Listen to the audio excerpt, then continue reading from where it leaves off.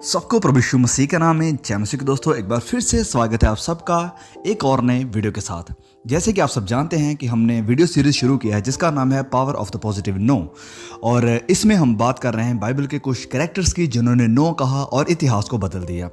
सबसे पहले हमने देखा था रानी वश्ती को, और उसके बाद दूसरा था दानियल के जीवन से, और बहुत सी जरूरी बातें, बहुत से जरूरी लेसन्स थे जो हमने इन दोनों के, वश्ती के और दानियल के जीवन से सीखे हैं।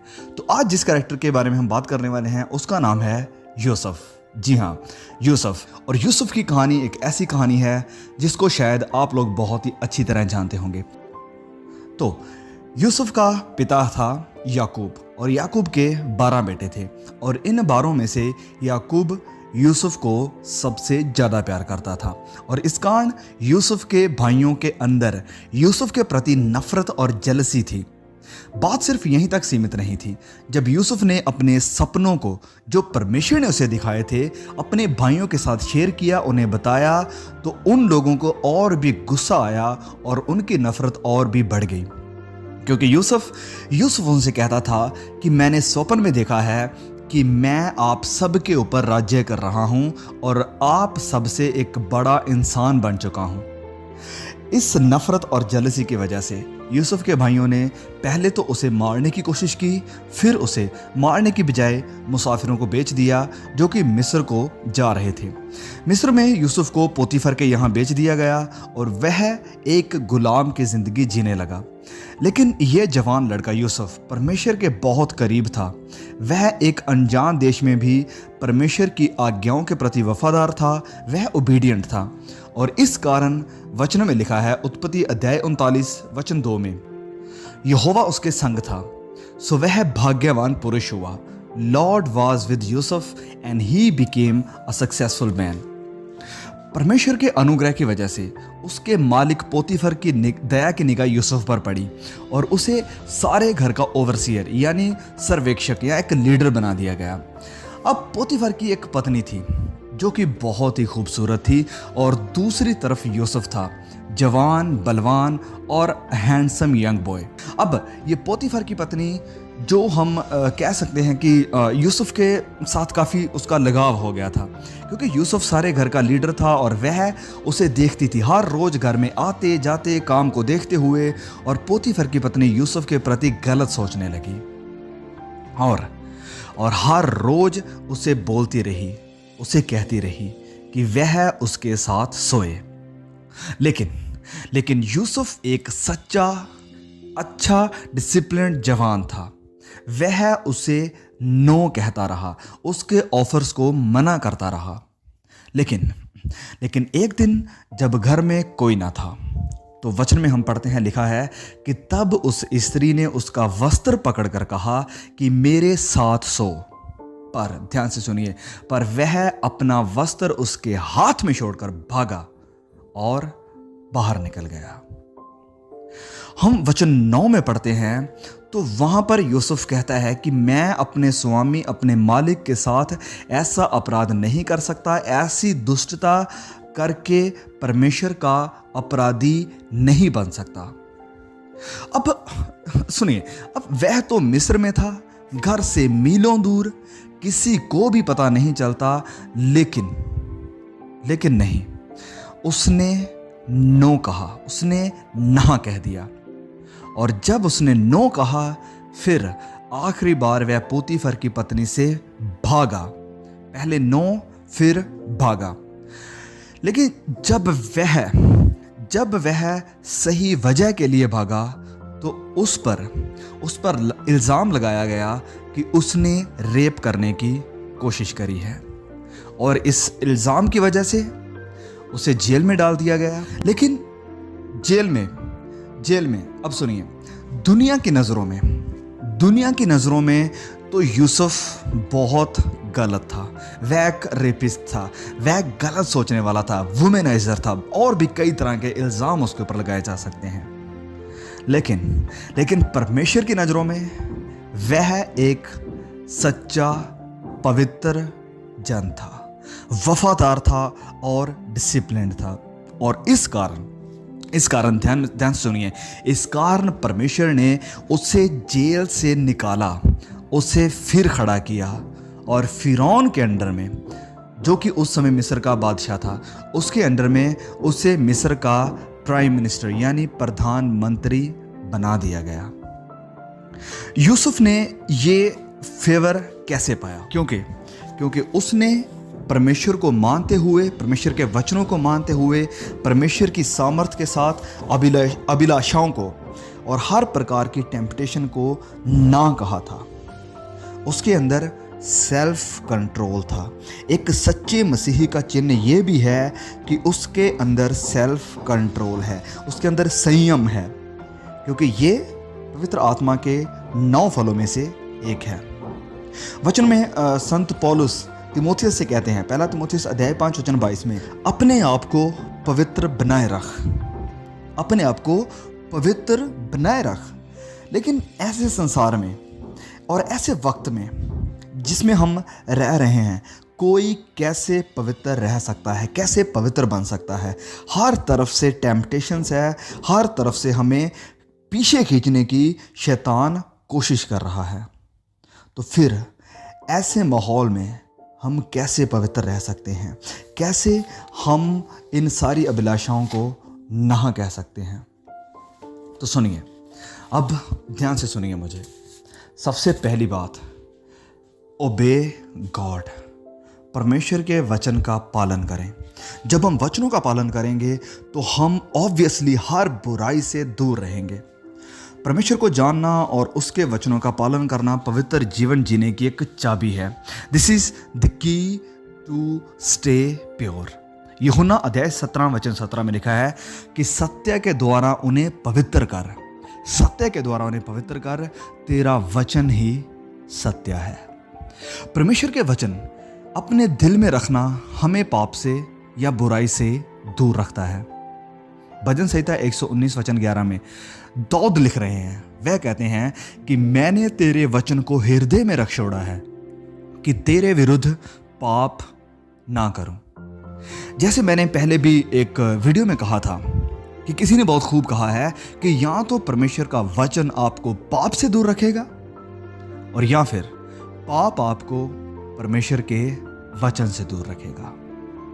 या तो परमेश्वर का वचन आपको पाप से दूर रखेगा या पाप आपको परमेश्वर के वचन से दूर रखेगा। पवित्र जीवन जीने के लिए हमारा मकसद बस ये होना चाहिए कि हमें परमेश्वर को खुश करना है। याद है, यूसुफ ने भी इसी मकसद को ध्यान में रखते हुए पोतीफर की बीवी को ना बोला था। अब चलिए कुछ बहुत ही जरूरी lessons will see from the life of Yusuf. Yusuf की ज़िंदगी से कुछ जरूरी बातों को सीखते हैं। सबसे पहला, he said no to all the opportunities to sin. यूसुफ ने गुनाह या पाप करने वाले सारे मौकों को ना कहा। बाइबल हमें बताती है कि शुरुआत में यूसुफ ने अपनी जुबान से ना कहा कि ये पाप, पहली बात तो घृणित पाप है और दूसरा कि यह परमेश्वर के विरोध में है। लेकिन फिर भी पोतीफर की बीवी उसे बुलाती रही लगातार, हर रोज। और फिर वचन में लिखा है, तब उस स्त्री ने उसका वस्त्र पकड़कर कहा, मेरे साथ सो। पर वह अपना वस्त्र उसके हाथ में छोड़कर भागा और बाहर निकल गया। तो हम यहां पर देखते हैं कि यूसुफ ने सिर्फ अपने शब्दों से ही ना नहीं कहा था, वरन एक कदम वह और आगे चल रहा था। जब उसने अपने आप को उस औरत की प्रेजेंस से दूर कर लिया, वह जगह ही उसने छोड़ दी, वह उस जगह से भागा। तो जब पाप, गुनाह हमें फुसलाता है, हमें ललचाता है, तो यूसुफ की तरह हम ऐसे ना कर सकते हैं। सबसे पहला, ये कहकर, अपनी जुबान से बोलकर कि नहीं, मैं ऐसा नहीं करूँगा, नहीं करूँगी, मैं गलत कंटेंट नहीं देखूँगा, नहीं देखूँगी, मैं गलत काम नहीं करूँगी, मैं गलत शब्द नहीं बोलूँगा या शब्द नहीं बोलूँगी आदि। दूसरा, पहला तो हम अपने मुंह से बोलकर ना कह सकते हैं और दूसरा, हम अपने आप को उस गुनाह से दूर लेकर चले जाएं, removing ourselves from it entirely. मतलब कि पहले तो अपनी जुबान से ना बोलकर और फिर अपने कार्यों से ना बोलकर। अगर आपका लैपटॉप या आपका मोबाइल आपको पाप की तरफ खींच रहा है तो ध्यान से सुनिए, इसे छोड़ दीजिए। बाइबल पकड़िए और इसे हर वक्त जब भी आपको फ्री टाइम मिलता है इसे पढ़ना शुरू कर दिए।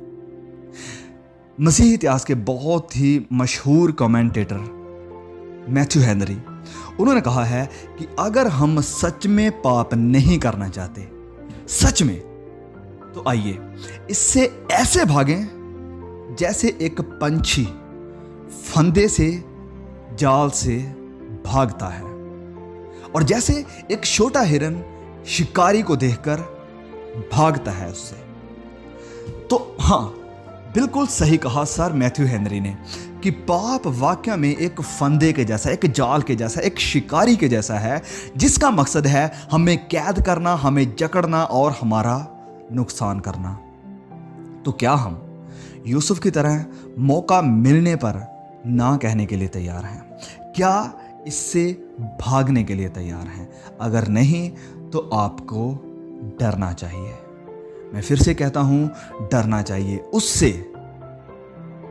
जिसे जिस्म और रूह को आग की जलजलाहट में फेंकने का अधिकार है। और हां, परमेश्वर को आप दोष नहीं दे सकते हैं कि वह आपको नरक में डालना चाहता है। बिल्कुल नहीं, आप खुद इसका चुनाव कर रहे हैं। एक अपराधी, सुनिए, एक अपराधी या चोर या रेपिस्ट या हत्यारा जज के ऊपर यह कहकर दोष नहीं लगा सकता है कि वह उसे उम्र कैद की सजा या गुनाह या फांसी की सजा क्यों दे रहा है, वरन यह चुनाव अपराधी ने खुद किया है। उसके किए हुए अपराध की उसे सही सही सजा मिल रही है।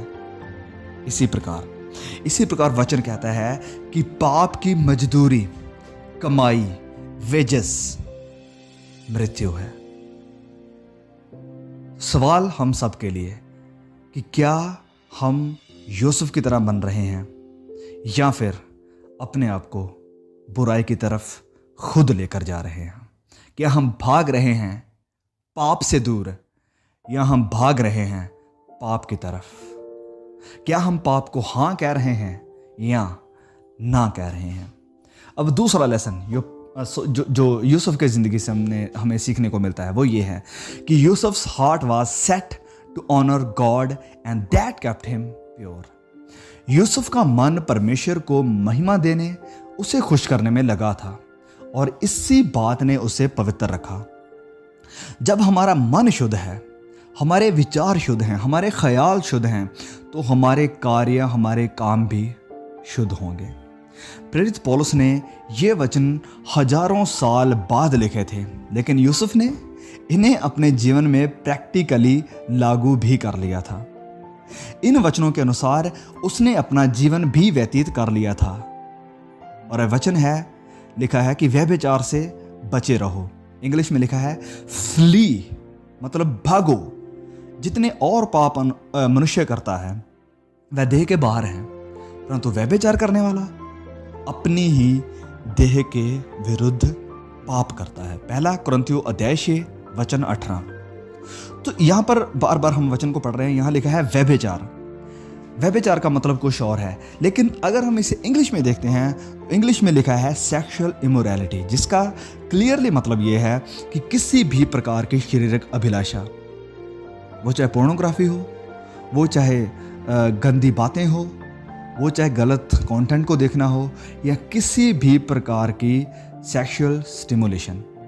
अब इन वचनों को जो हमने अभी पढ़ा है कैसे अपने जीवन में प्रैक्टिकली अप्लाई करना है, इन्हें कैसे लागू करना है? सिंपल, यूसुफ से सीखिए।